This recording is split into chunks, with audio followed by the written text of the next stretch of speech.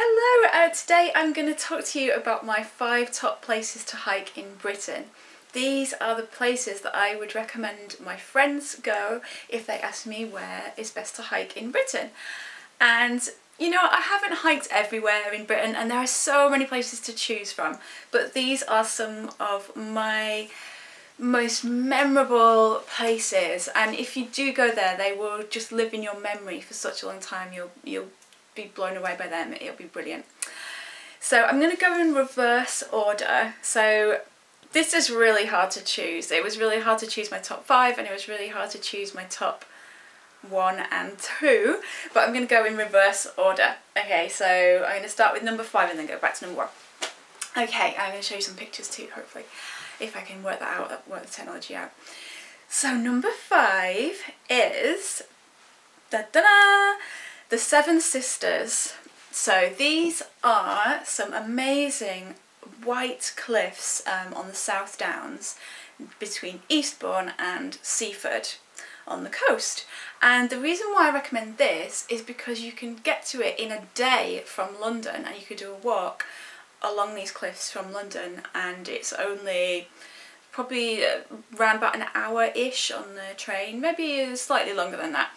And a little bit longer to get back, but you can do it in a day. Or you could do it in a weekend too if you want to, spend the weekend in the area.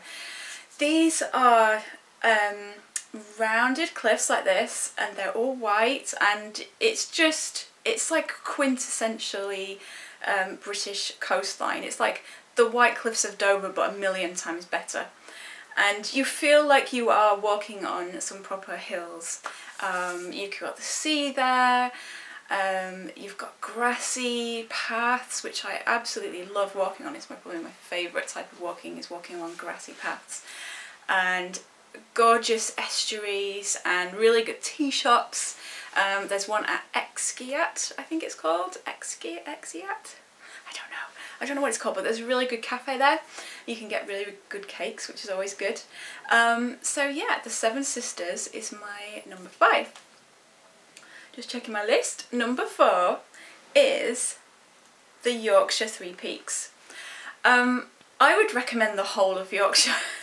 The Yorkshire Dales, oh gosh, the north of England. You have to go to the north of England.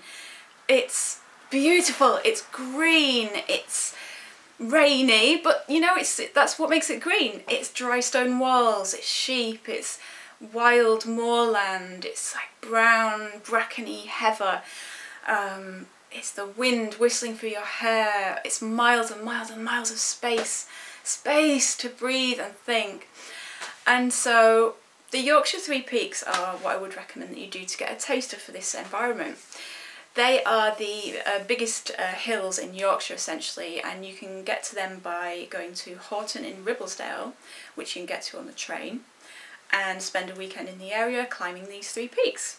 And one of the things that the locals will do is to do the 3 Peaks Challenge, which is to walk all of them in a day, which is a very, very long walk. It's something like 23 or 24 miles or something like that. I'll have to check exactly what it is, but it's within 12 hours I think that they have to do it.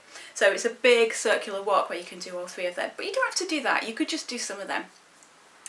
And it's Horton and Ribblesdale is a very popular village with hikers and fell runners, so you will be in the pubs there of an evening, sitting in front of a crackling fire. People are going to come in with their tales and anecdotes of walking, probably with a little bit of boggy, muddy boots as well, and you're going to be there with your pint and your pie, and you're just going to be experiencing this is what I think of as the real quintessential England, the north of England, which I'm biased because that's where I'm from.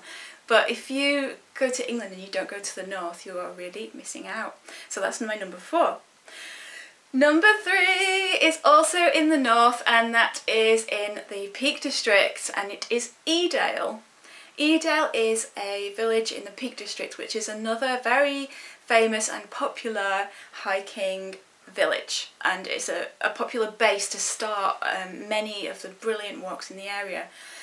The Peak District is where I grew up, near there, and it is a national park that's probably one of the busiest national parks, I think, in England, because it's between the cities of Manchester and Sheffield.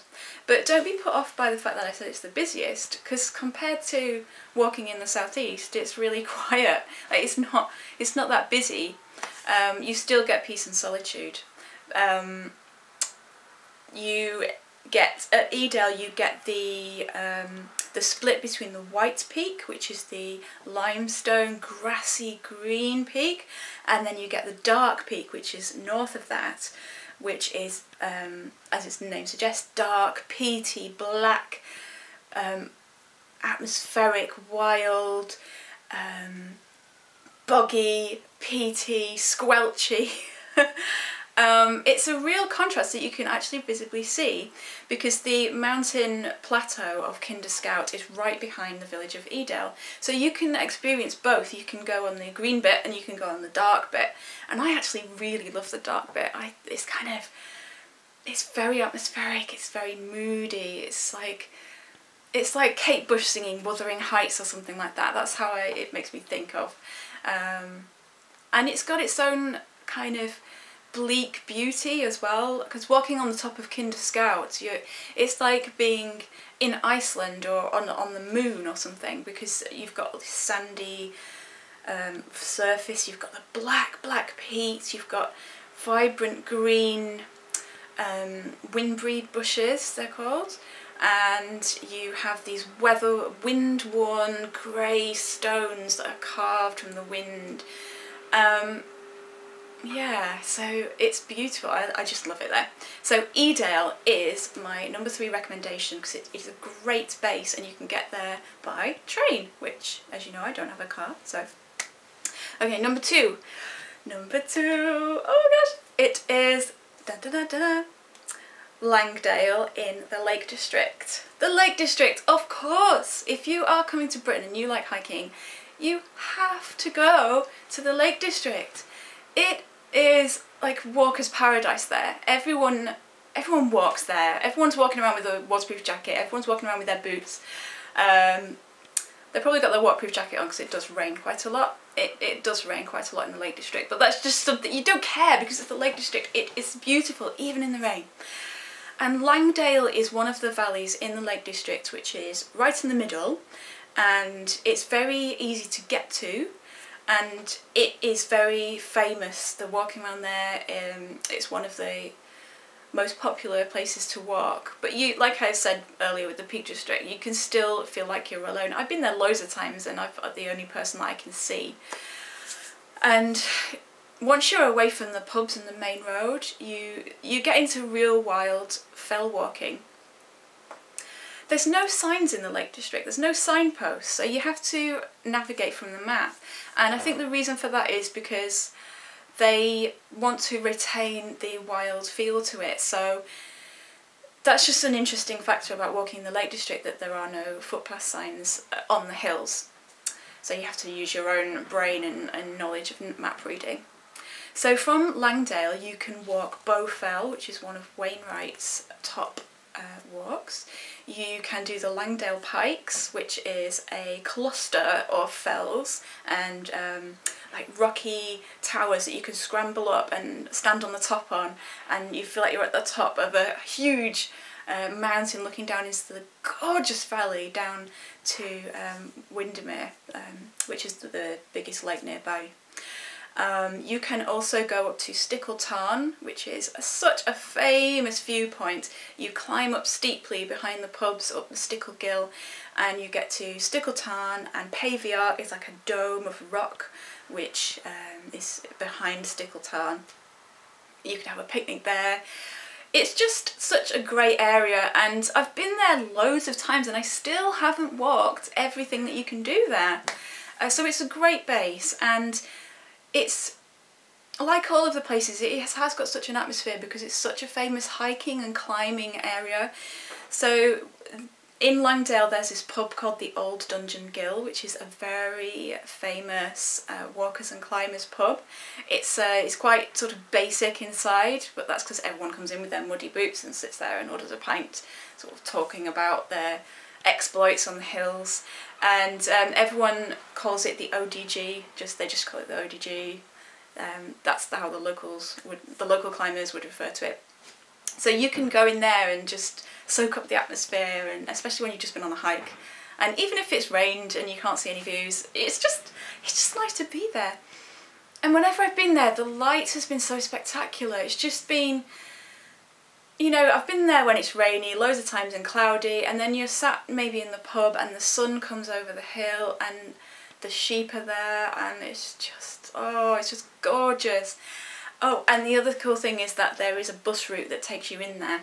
So that is really great if you don't have a car, because you can get there from Ambleside, which is the nearest main town. Oh gosh, there's so much more I could say, but I have to move on to number one, which, oh, it's so hard to choose number one and two. Number one is, and I'm kind of cheating here because I've got two, it's Glencoe and Ben Nevis in Scotland. So yeah, I'm cheating because I've got two places, because Glencoe and Ben Nevis are not next to each other. They're in the same area, like an hour's drive away, I guess, but yeah, I'm cheating, but you know. So Scotland. Scotland is, it's the best mountains you're ever going to see in Britain. It's the best hiking, it's the real deal. You know, it's not walking around the southeast or sort of like down in the woods. It's real mountains, Munros, Ben Nevis, the biggest mountain in Britain. And Glencoe is just gorgeous. Glencoe is the site of a famous historical massacre as well, so it's got that very there's sort of stories and legends around the place. There's a place in Glencoe called the Hidden Valley where you can climb up to.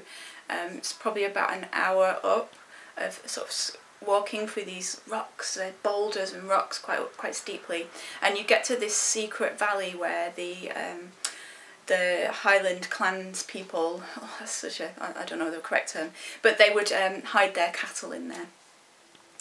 And at the head of Glencoe you have one of the most iconic mountains in Britain called Buccleuch Moor, which I'm really sorry if I'm pronouncing that wrong, but anyway, Buccleuch Moor, I'll go with that. It's like a pyramid of rock, and it makes you feel like you are in the landscape of Lord of the Rings, just about to go into Mordor, which makes it sound awful, but it's just, wow, you just stare at it and go, wow. And that is a famous climber's mountain as well, and it's one of the iconic mountains. Just before you get to Glencoe, you have Rannoch Moor, which is a major wilderness area. It's quite flat, it's very watery, and you've got herds of wild deer who roam the area. And when you get to Buccleuch Moor, there is a famous pub called the King's House Hotel, where the deers will come and the deer will come and try and catch food off you if you're sitting out there in the morning. And it is it's on the West Highland Way as well, which is a trail in Scotland, so you'll get a lot of walkers coming through the area, but they will go off, they won't go down Glencoe. At the other end of Glencoe you have the Clackhaig Inn. Can you guess that I really like pubs? The Clackhaig Inn is another really famous hiker's pub, and it's a great, it's a really nice pub, and they've got really big bars. They've got a hiker's bar and I guess a non-hiker's bar. I don't know what you call that, a lounge? I don't know. But it's legendary. These places are legendary in terms of British hiking, and I feel like it's somewhere that you should definitely go. They used Glencoe in Skyfall with, you know, the James Bond film with Craig, what's he called? Craig, I keep thinking of Craig David, but that's a singer. Anyway, Judi Dench, the James Bond guy. And I don't like James Bond, but I mainly watched it just to see Glencoe on the big screen, because I knew that how beautiful it was. And they've filmed other things there as well. It's great. If you go down Glencoe, down the winding road, it's like every turn gives you an amazing view. So that's my number one. Oh, Ben Nevis. Almost forgot Ben Nevis. So, of course, like, it's pretty predictable, the biggest mountain in Britain, but Yeah, it is good, and you get awesome views going up there. It's doable. It's not, you don't have to do any like rock climbing or scrambling to get there. It can be a very dangerous mountain, don't get me wrong, but for an average walker on a good day, if you're safe and you take precautions and you're sensible, it is totally doable. It takes about 8 to 9 hours, and the paths are very clear and very good, and you do a lot of zigzagging, and you just have to keep going, and it's hard work, but you can do it. And as I said, the views over the Western Highlands of Scotland are some of the best ever views you'll ever see. So those are my top 5. Yay! I hope you like them. It's probably very controversial because there are so many places in Britain that you can hike which are just gorgeous, but you know, I had to pick 5, and if you are totally new to hiking in Britain and you've never hiked anywhere, or you've only been to a few places around London, these are the places that I would really recommend. And that is why I have included them in Walk Your Weekends, where I give all of the detailed practical information and logistics about how you get to these places, what you do, and how you can have a really brilliant weekend by public transport from London. Yay! So if you're interested in Walk Your Weekends, there's more information, there should be more information below this video, and yeah, I would love to provide you with all the information on how to get there and what to do and how to visit these amazing places. So yeah, I hope you enjoyed it, and I will probably be speaking to you very soon, so I'll say bye bye for now and see you, yeah, speak to you soon. Bye!